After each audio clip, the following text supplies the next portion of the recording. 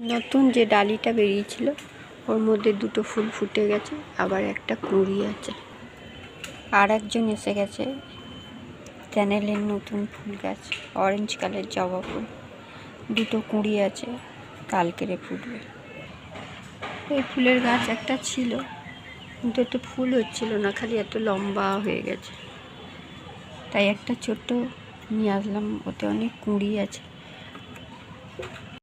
গাছটা যখন কিনে এনেছিলাম তখন এই ডালির মধ্যেই 3টে ফুল ছিল, কিন্তু এখন বলে দিয়েছে দোকানওয়ালা পচে গেছে, ফুল শুকিয়ে যেতেই এটা পচে গেছে, তাই কেটে ফেলে দিতে হবে।